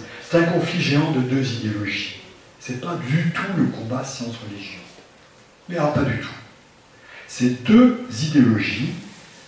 Darwin naît dans un milieu des libres penseurs de l'Angleterre victorienne et se rebelle contre Dieu, contre ce qu'on lui a appris. Il faut dire que l'Église qu'il a devant sous les yeux, elle est hyper corrompue. D'ailleurs, lui-même, son papa, voyant qu'il était bon à rien, qu'il avait goût pour rien, sauf les sciences naturelles. Parce que là, il était passionné. Eh bien, il l'a emmené faire ses études de théologie pour qu'il devienne pasteur et qu'il puisse vivre tranquillement, matériellement parlant. Mais ça ne lui plaisait pas, ça. Il faut voir un petit peu ce que c'était que les curés de campagne et les chers de pasteurs à l'époque, hein, effectivement, c'était pas très très sérieux, quoi. Bon. Alors, et le créationnisme, qui dit que le monde a été créé en 6 jours chrono, bon, il est né dans les milieux évangélistes américains, fin 19e, début 20e, en réaction contre le darwinisme. Et le design intelligent lui-même est né très récent. Évidemment, toujours ergoter et dire que le pasteur Palais, Buffon, les 18e, avaient déjà une idée de dessin intelligent, mais enfin, ce qu'on appelle le dessin intelligent, oui, j'arrête. Mais ce que je veux dire, c'est une bagarre à coups de millions de dollars. Voilà. La science, elle se fait dans des labos miteux, on n'a pas de fric pour se payer un nouveau télescope. Les vrais croyants sont pris dans des églises branlantes qui prennent l'eau, hein, souvent. Mais alors, pour ceux qui veulent absolument asseoir leur pouvoir sur la planète, il faut des dollars. C'est le Discovery Institute, c'est le Muséum d'Histoire Naturelle de Londres qui abrite le Darwin Center, c'est la Fondation Templeton. Chez nous en France, c'est l'université de Stone. Religion et science sont deux discours parallèles. Moi, ce qui me frappe, c'est quand même qu'on a l'idée d'un processus long. Quand on lit la Genèse, ça crève les yeux. Crève les yeux. Science et religion sont très différents. Moi, ce qui m'intéresse dans la religion surtout, c'est que, enfin, la preuve de l'existence de Dieu, vous savez, il suffit de regarder une fleur. Hein. Là, vous l'avez. C'est ce que dit le Christ à je ne sais plus qui. Même Salomon, dans toute sa royauté, n'a pas été vêtu comme un simple lys des champs. Alors, si Dieu se soucie de lys des champs, combien plus se souciera-t-il de vous, qui n'êtes pas rien. Donc, quand on regarde l'histoire à la lueur de la théologie, ça devient passionnant. Parce qu'on a une explication qui colle parfaitement. Il n'y a pas de preuve. Sinon, il n'y aurait pas de libre arbitre. Vous savez, c'est Walt Disney qui a créé un monde où il n'y a pas de mal. Pourquoi pourquoi est-ce qu'il a créé le monde enchanté de Wally? Il a créé ça pour fuir l'horreur du monde réel. Alors, effectivement, Dieu aurait pu faire pareil, mais ça n'aurait pas été l'homme. Et ça n'aurait pas été l'homme. L'homme est à l'image de Dieu, c'est-à-dire il est libre. Voilà, ça. Et la science nous raconte les miracles de Dieu, en fait. On peut le résumer comme ça pour aller vite. Tout simplement. Voilà. Alors, tout à l'heure, on va parler ensemble. Donc, la science peut éclairer la foi, réciproquement, la foi peut motiver la science. Mais il faut dire les choses honnêtement. Le darwinisme est une idéologie, elle est morte. On l'a fait durer pour se remplir les poches et faire carrière. Mais là, quelques-uns des ouvrages qui sont sur le thème, parce que je suis aussi romancier. L'anti-Darwin, qu'évidemment aucun éditeur m'a pris. Parce que c'est pas dans le vent d'histoire, donc ça risque pas de se vendre, à moins que Obama dise c'est génial, ouais, c'est bon. L'histoire des trois Roms, ça c'est l'histoire de l'Église, mais ce qui m'intéresse, c'est de voir comment les déviations du dogme impulsent des idéologies, lesquelles meuvent le monde et le font changer. Il y a une thèse qui est très connue, c'est le rôle du protestantisme dans l'apparition du capitalisme de Weber. Hein, voilà. Ben, jusqu'à présent, personne n'a été foutu de dire que c'était faux. Hein. Et puis encore deux autres, Ainsi parlait Pérantine. Alors ça, c'est deux petits ouvrages plus rapides, qui font moins de 100 pages. Le Pérantine, oui, ça c'est une photo perso, c'est Saint-Honorat, vous reconnaissez. Et Pérantine symbolise le christianisme traditionnel. Il reçoit Aïcha, qui veut le convertir à l'islam. Il reçoit Laurent, qui est un jeune qui se cherche, attiré par le bouddhisme.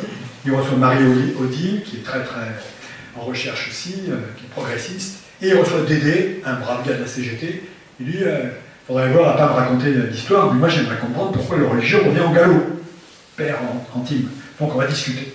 Voilà, donc ça fait des étincelles. Et le dernier, et non le moindre, symphonie en Ra majeur et non pas en Ré majeur, parce que c'est l'histoire de la télévision qui est le quatrième pouvoir.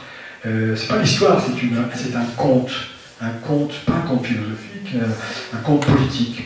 Et avec une vraie allégorie, la télévision fait 1 kilomètre de haut, et le général Ra en tient le commande.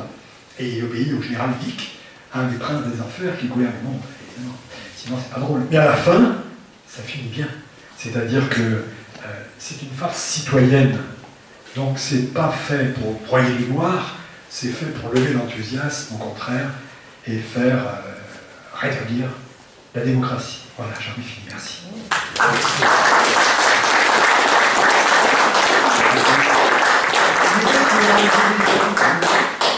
L'homme à lui-même, à son action, alors que la spiritualité est au-dessus de l'homme. La conscience, c'est par rapport à soi. C'est pas par rapport à un niveau supérieur où c'est au-dessus de l'homme. Ça ne dépend plus de la spiritualité. Elle est apportée par un divin et non pas l'homme en lui-même. Quoi qu'il y ait un inconscient collectif.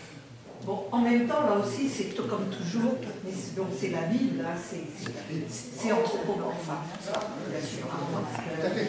Ce que je disais, il ne faut surtout pas représenter Dieu avec le doigt qui vient, le nez, qui ressemble à un homme. Il n'est pas matière, il n'est pas espace, il n'est pas temps.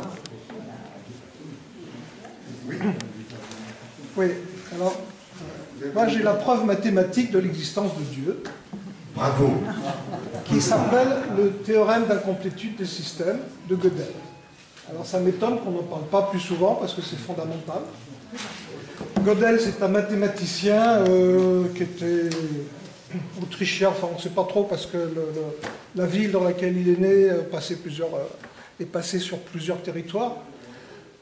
C'était à l'époque, vers début du XXe siècle, les mathématiciens anglais voulaient prouver que les mathématiques pouvaient gérer tout et qu'on pouvait exprimer tout par les mathématiques, qu'elles se suffisaient à elles-mêmes.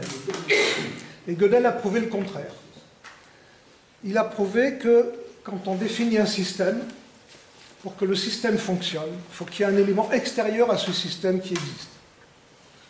Alors je vais donner un exemple trivial. Si vous prenez l'ensemble des mots du français, vous pouvez prendre la définition d'un mot, vous prenez un dictionnaire qui va vous renvoyer à d'autres définitions. Vous reprenez chaque définition de chaque mot et comme ça, vous allez essayer de boucler le système. Sauf qu'à un moment donné, vous allez retomber sur votre mot d'origine. En informatique, ça s'appelle boucler. Donc on n'en sort pas. Pour sortir de ça, il va vous falloir soit un mot étranger, un mot latin ou un mot anglais, etc. Et donc vous allez avoir un système plus important qui sera l'ensemble des langues. Mais à un moment donné, vous allez reboucler. Et il vous faudra un élément extérieur à ce système qui sera par exemple une mimique. D'accord ? Si on reprend tous les systèmes qu'on imagine, à un moment donné, il faut bien qu'il y ait quelque chose, une entité qui va boucler l'ensemble des systèmes pour que ça fonctionne. Et ça peut être une des définitions de Dieu. Bon, maintenant, en parlant des définitions de Dieu, dans la Bible, il est dit qu'il ne faut pas essayer de le définir, qu'il ne faut pas essayer de le représenter. Quand le titre c'est « Dieu a-t-il créé l'univers ?» C'était polémique et provocateur volontaire. Tout à fait, mais vous pouvez très bien dire, mais le créateur de l'univers, c'est Dieu. Donc là, on a une réponse. C'est-à-dire que vous affirmez. Là, il pose la question. C'était la fin de mon... Moi, j'en suis arrivé convaincu après avoir travaillé ce sujet. Alors maintenant, pour moi, c'est pas le Dieu des catholiques. Hein. Non, c'est un Dieu de... Ça n'a rien à voir. Oui, il est hors religion, tout à fait. Ouais. Tout à fait. C'est pour ça que je voulais rester sur la Genèse, qui est commune à nous tous. Ouais.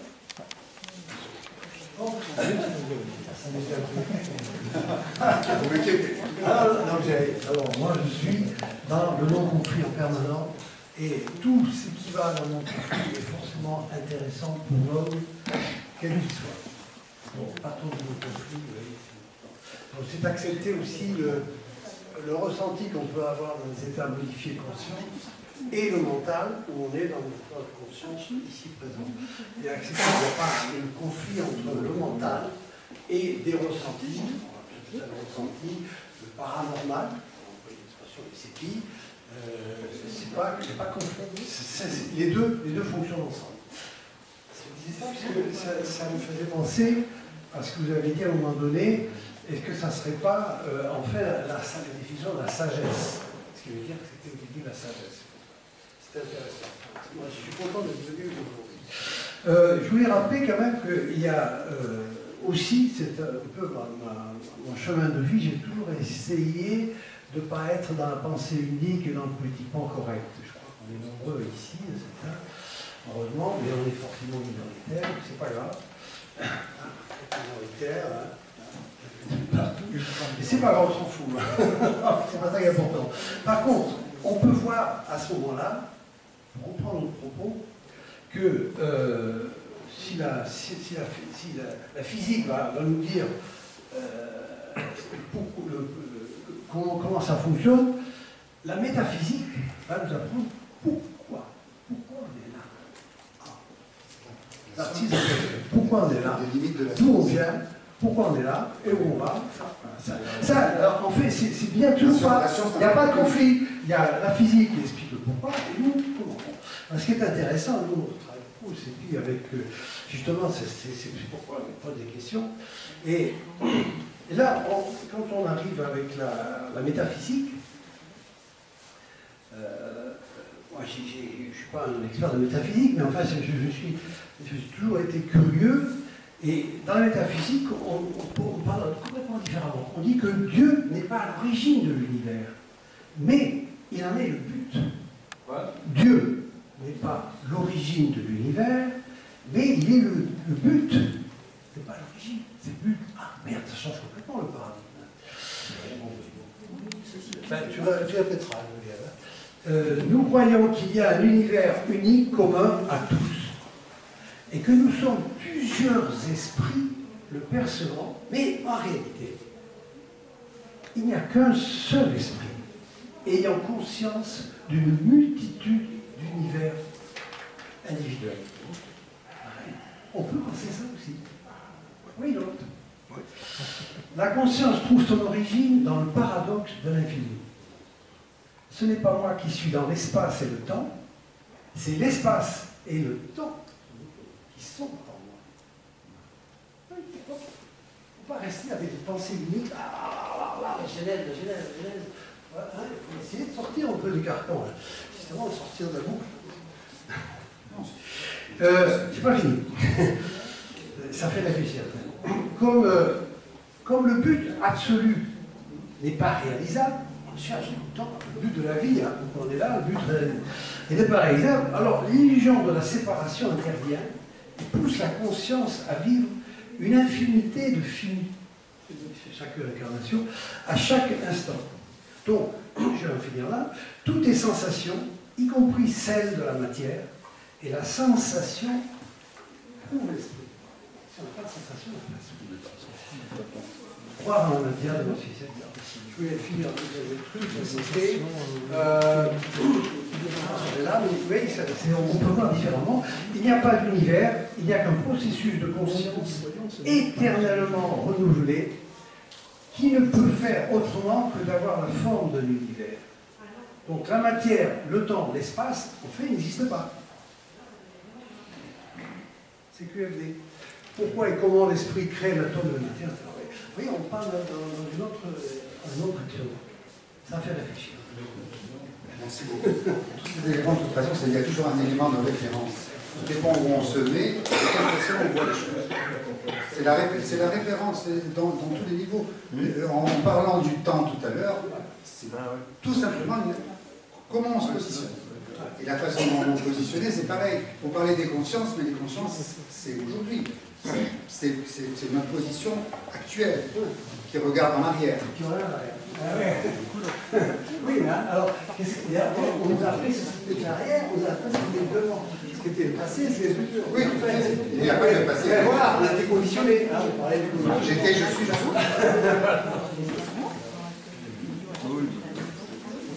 Monsieur. Oui.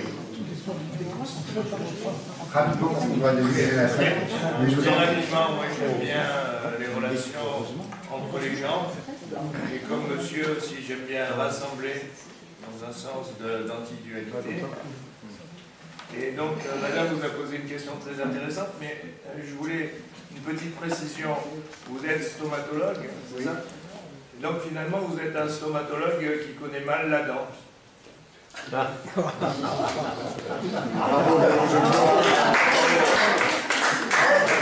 donc être un mauvais stomatologue. J'en conviens. Le nid en tout cas, Et je voulais aussi, juste une seconde, merci pour Gödel. Merci pour Gödel, et il s'est opposé quand même, Gödel, un physicien qui s'appelait Hilbert, qui voulait expliquer le monde et qui voulait expliquer Dieu. Et il a eu le courage de s'opposer au programme de Hilbert, qui à l'époque, peut-être vous y serez sensible, portait un nom, ce programme. Ça s'appelait la solution finale. Voilà. Et je m'arrêterai là. Il reste quelques poissons et j'ai On vous a dedans. Un excellent livre qui s'appelle Gödel et Scherba.